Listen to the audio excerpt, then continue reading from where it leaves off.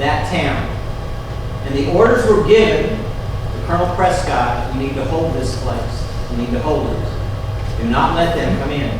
1,200 men, and they were there. Now, they were running low on ammunition. So he said, all right. He said, with our musket, the musket fire is more effective if you wait for the people, the soldiers, to get closer. So, as the British advanced the first time, they waited until they got close. They let a volley off. A lot of them fell. But then they kept coming. So he said, all right, remember, make sure they're close when you fire. And so the next wave came, they fired again. And they were getting real low on ammunition this time. He said, all right, and this is probably where you heard this order before, don't shoot until you see the whites of their eyes. How far away do you have to be to see the whites of somebody's eyes? I mean, here we go, Randy. This is about it right here. I mean, you know, you wouldn't want them to come any closer. But that's how close they got. And they fired off another volley. But then it became hand-to-hand bayonet. And they kept fighting and fighting. But the British took the day and they won Bunker Hill and Breeds Hill that day. But you have to remember, these were the men that were fighting at that time for the cause of freedom. They wanted independence and they were willing to fight and give their lives for it. You see in some of the writings of some of these founding fathers, you'll see this written. If you've ever been to Washington, D.C., go to the Jefferson Memorial. They have these things written on the walls, on the panels. One of the things, the unanimous declaration of the 13 United States of America, when in the course of human events, it becomes necessary for one people to dissolve the political bands which have connected them with another, and to assume among the powers of the earth the separate and equal station to which the laws of nature and of nature's God entitled them, a decent respect to the opinions of mankind requires that they should declare the causes which impel them to separation. That's just one part of it. And then the rest of the declaration written, these are the things, these are the reasons why. And then on the first panel in the Jefferson Memorial, we hold these truths to be self-evident, that all men are created equal, that they are endowed by their Creator with certain inalienable rights. Among these are life, liberty, and the pursuit of happiness. That, to secure these rights, governments are instituted among men. Now he skips a little bit. We solemnly publish and declare that these colonies are, and of right, ought to be free and independent states, and for the support of this declaration, with a firm reliance on the protection of divine providence, we mutually pledge our lives, our fortunes, and our sacred honor. That's on panel 1 of the Jefferson Memorial. Of course, from the Declaration of Independence. And then also, Thomas Jefferson wrote, I have sworn upon the altar of God eternal hostility against every form of tyranny over the mind of men. These guys were serious.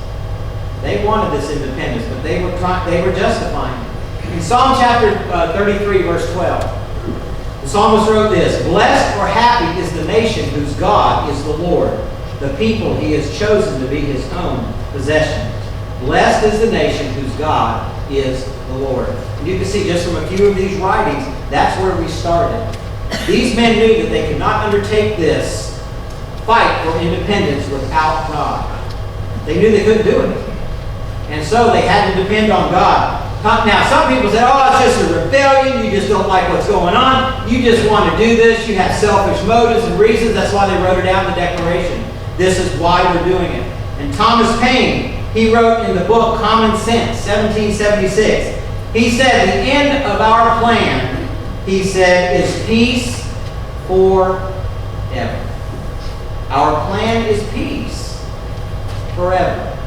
They weren't looking to have this fight. They weren't overjoyed to be able to fight and to do these things. But he said, we have to do this because our plan is peace forever. And that's where they were coming from. Some people say no. But in Proverbs chapter 14, verse 34. Solomon wrote, righteousness exalts a nation, but sin is a disgrace to any people. Righteousness exalts a nation, lifts it up, makes it strong, but sin is a disgrace to any people. Righteousness basically is being right, being just, as God is faithful and just. And this word can also apply to judges. Basically, they make decisions according to the truth without partiality. And this was written in Leviticus, giving the Levitical law. You make decisions without partiality. You don't take bribes. You don't be persuaded. You take the truth and make those judgments as right. But righteousness can entail maybe three different categories. First is the ethical category. Basically, this is the conduct of men with each other. And it's also a conformity to standards set out in God's Word. And then you try to preserve the peace and prosperity of the community by following God's commands concerning others.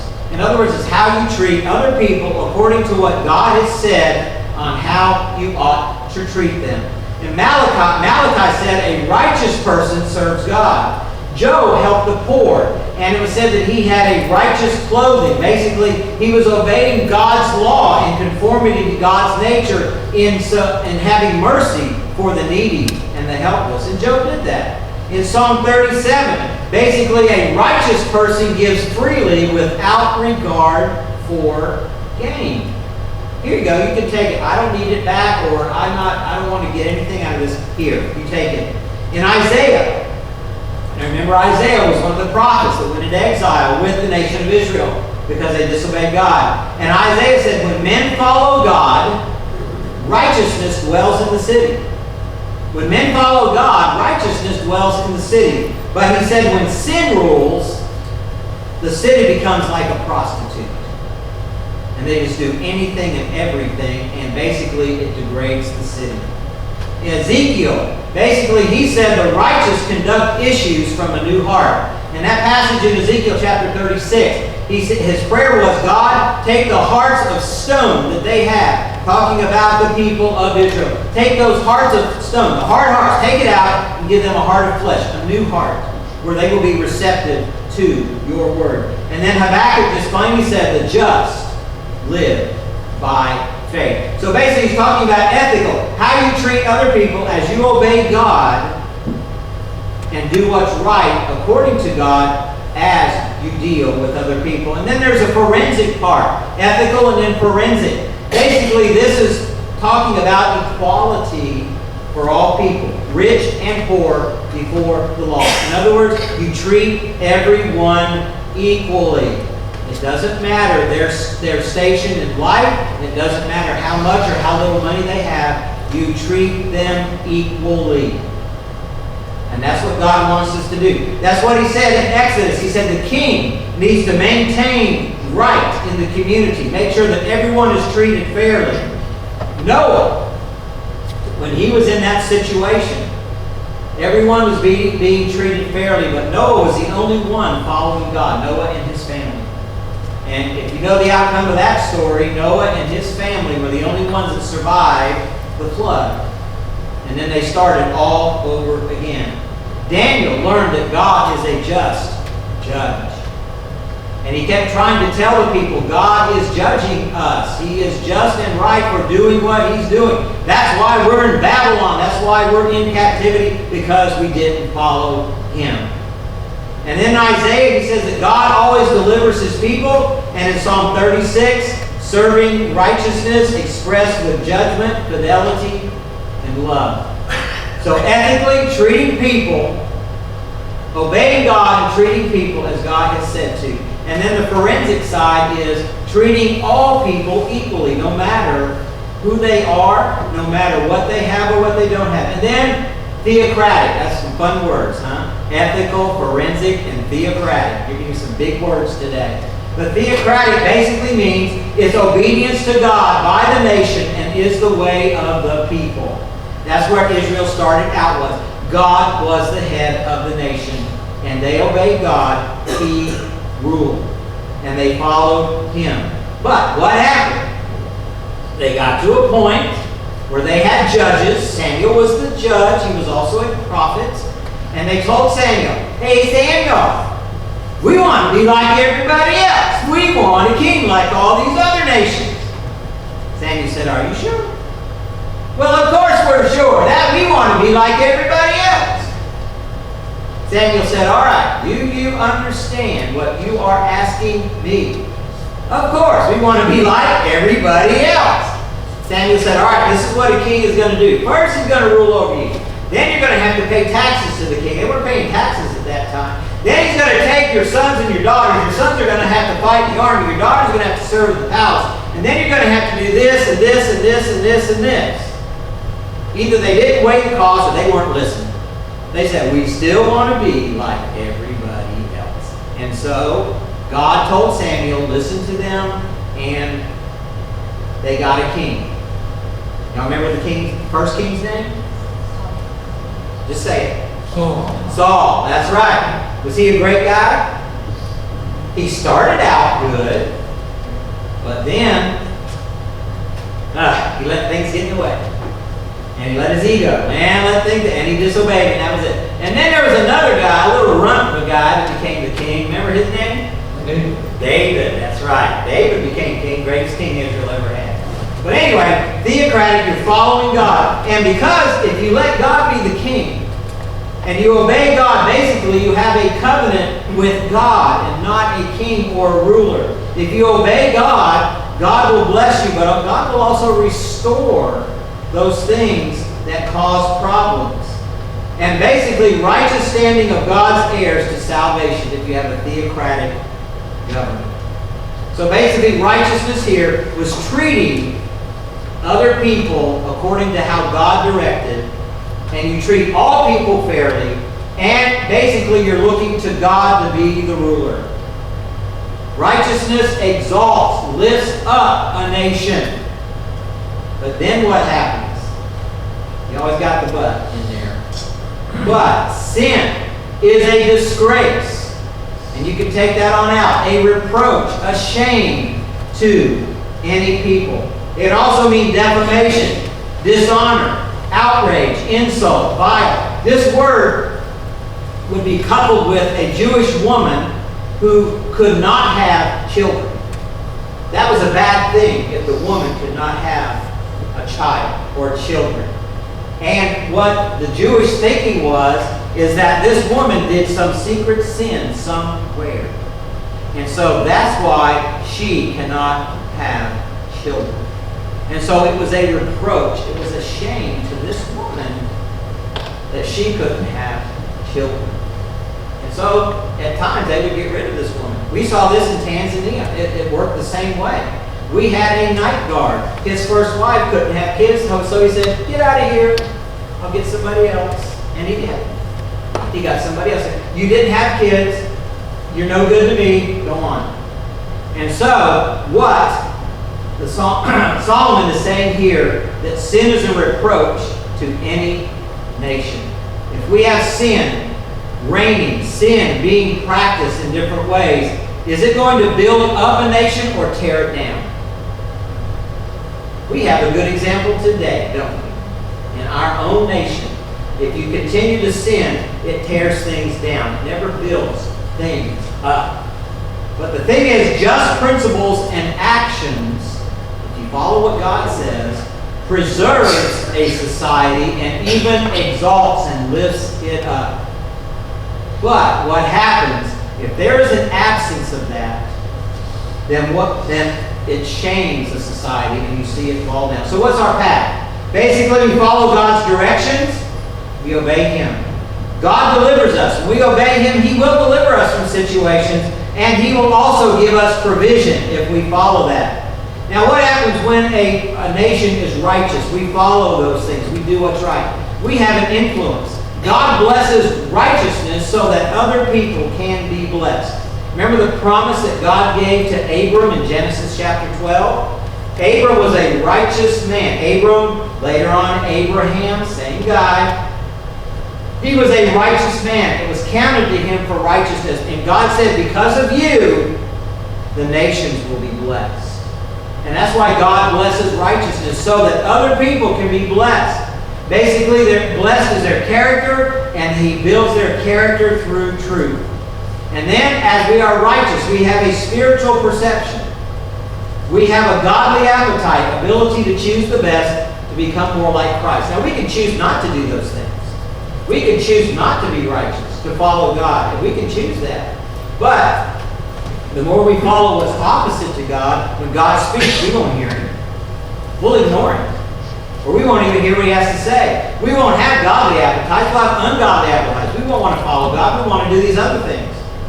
We'll have ability to choose, but will it be the best? No. If you're not following, if you have guidelines, if you're not following what God says, you're not going to choose what is best, because God has what's best for you, but you won't know it because you're not following God. And so, when we have that influence, when we are righteous, we are blessed in the home.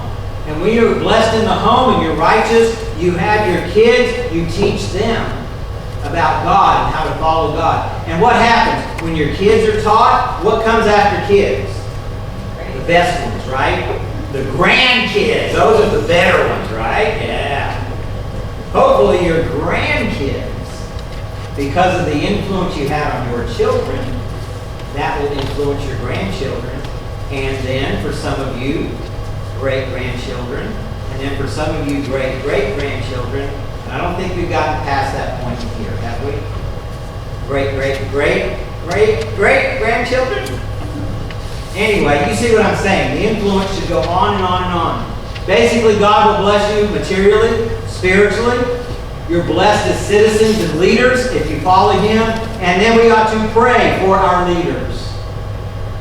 But when we don't do these things, we lament. We have a state of a nation that's tough. And we're seeing it now. Someone wrote, the church collectively and believers individually, many of them are not doing their job in spreading righteousness. There are people who claim to be Christian who are living just like people who are not Christians. And people who are not Christians are saying, well, why should I bother? They're worse than I am. But they say they're Christian, so why should I follow that? And so we need to have that influence of righteousness, not a stuck-up attitude, but this is why I live the way I live. I follow God and what He has said. That's why I live the way I live. Jesus told us that we are to be salt. This is the illustration He used. We're to be salt and we're to be light in the world. Salt helps stop decay, basically. It helps preserve. And He wants us to be like salt in this world, because this world's decaying. Sin affects everything here. But as salt, we can help preserve those things. And light, Jesus said, basically He came as a light into the darkness. We are to be lights wherever we go, because there is just darkness. So what should we do? Pray for all society. We should share the gospel with everyone we can. We should live godly lives as an example to people, even though we're called weird. Even though people can't understand it, even people say, what is your problem?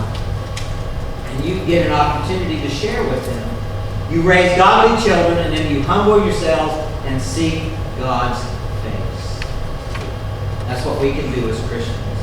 Apart from the deep work of God's Spirit in the hearts, there is no hope for any nation.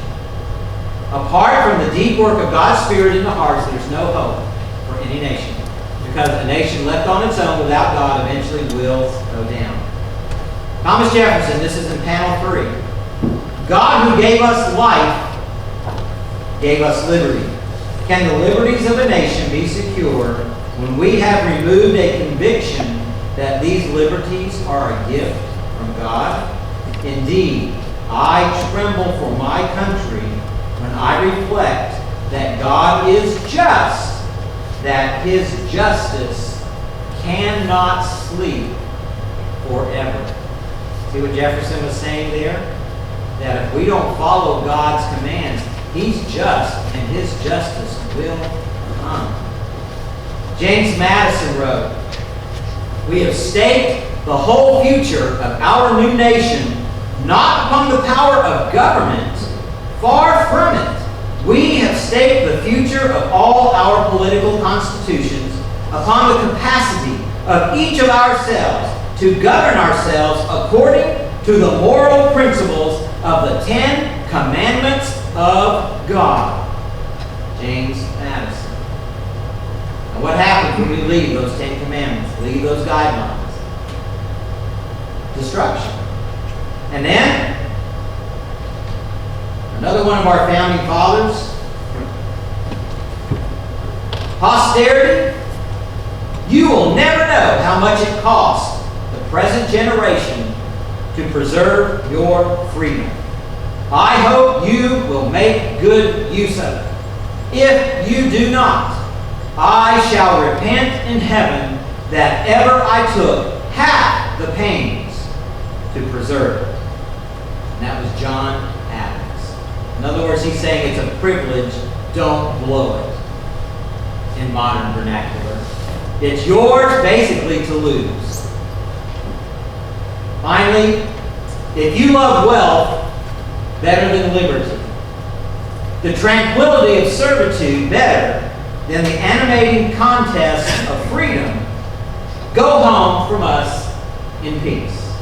We ask not your counsels or your arms. Crouch down and lick the hands which feed you.